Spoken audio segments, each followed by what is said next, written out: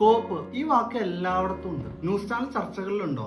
മാപ്പല്ല കൊടുക്കാൻ പോകുന്നത് Shri P M Niyas, കോപ്പാണ് കൊടുക്കാൻ പോകുന്നത്. കോപ്പ് സിനിമയിലുണ്ട്. നീ ആരുടെ കോപ്പ് ഇതി കയറിയട? പൊളിറ്റിക്സിലുണ്ടോ?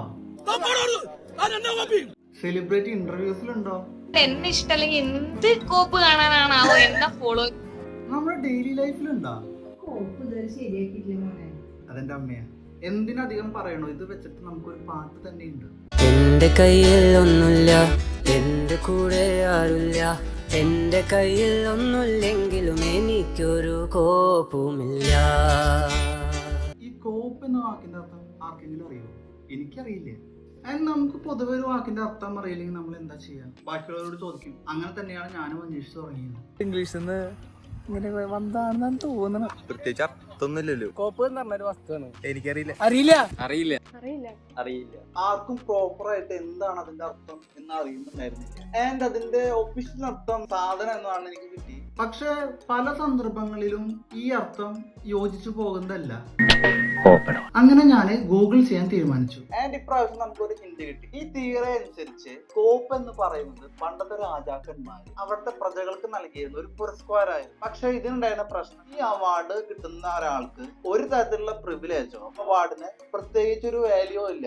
ഇപ്പൊ നമ്മൾ കൊണ്ടുപോയിട്ട് ഈ കോപ്പ് വിൽക്കാൻ ശ്രമിച്ചു കഴിഞ്ഞാൽ അതിന് ഒറ്റ പൈസ കിട്ടില്ല. ഒരു ഉപകാരശൂന്യമായിട്ടുള്ള ഒരു സാധനമായിരുന്നു. അങ്ങനെ പതുക്കെ ഉപയോഗമില്ലാത്ത സാധനങ്ങൾക്കൊക്കെ അവിടുത്തെ ആൾക്കാർ കോപ്പ് എന്ന് പറയാൻ തുടങ്ങി.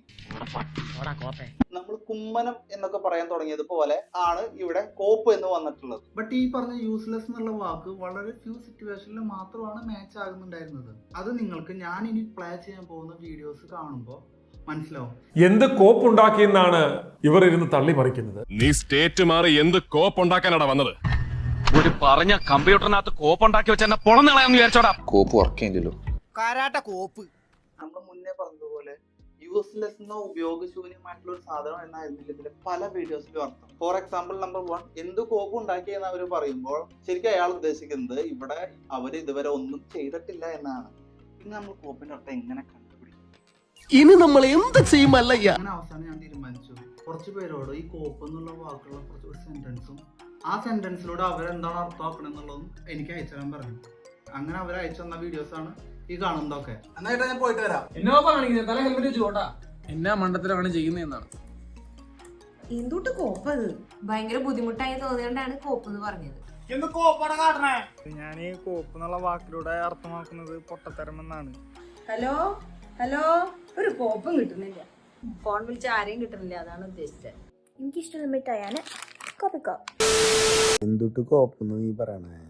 പറഞ്ഞ കാര്യം മനസ്സിലാവാതെ ക്ഷമ പോയിട്ട് ദേഷ്യം വരണതാണ് അങ്ങനെ റിയാക്ഷൻ. ഇതൊരു കോപ്പ്, ഇവിടെ ഒരു സാധനം വെച്ചാൽ കാണില്ല. ഇവിടെ കോപ്പ് എന്ന് ഉദ്ദേശിച്ചു വെച്ചിട്ടുണ്ടായിരുന്ന ഒരു സിസറിനെയാണ്. അത് ഒത്ര സമയം നോക്കിയിട്ടും കാണാത്തത് കാരണമാണ് കോപ്പ് എന്ന് പറയുന്നത്. ഇതിൽ ഓരോരുത്തർ പറയുന്ന മീനിങ് ഡിഫറെന്റ് ആണെങ്കിൽ ഇവരിലെല്ലാവരിലും ഉള്ള ഇമോഷൻസ് നമുക്ക് 4 കാറ്റഗറി ആയിട്ട് തിരിക്കാം.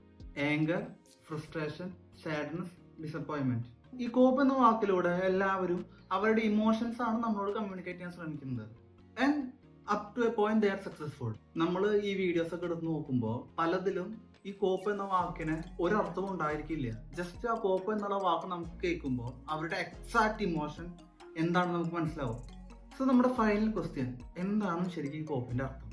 മോസ്റ്റ്ലി നമ്മുടെ ഇമോഷൻസ് മറ്റൊരാളിലേക്ക് കറക്റ്റായിട്ട് കമ്മ്യൂണിക്കേറ്റ് ചെയ്യാനായിട്ട് നമ്മൾ ഉപയോഗിക്കുന്ന ഒരു വാക്കാണ് കോപ്പ് എന്നുള്ളത്. അത് ഡിസപ്പോയിൻമെന്റ് ആയിക്കോട്ടെ, ഏങ്കർ ആയിക്കോട്ടെ, സാഡ്നെസ് ആയിക്കോട്ടെ, ഫ്രസ്ട്രേഷൻ ആയിക്കോട്ടെ, എന്തിനാ ഹാപ്പിനെസ് വരെ നമുക്ക് കോപ്പ് എന്നുള്ള വാക്ക് ഉപയോഗിച്ചിട്ട് കമ്മ്യൂണിക്കേറ്റ് ചെയ്യാൻ പറ്റും. നിങ്ങൾക്ക് ഇത്രയും നേരം ഈ വീഡിയോ മനസ്സിലായെങ്കിൽ ഇനി വരാൻ പോകുന്ന വീഡിയോയിൽ കോപ്പ് എന്നതിന്റെ അർത്ഥം കമന്റ് ചെയ്യുക. എന്ത് കോപ്പില് ചായത്? അപ്പൊ ഓക്കെ.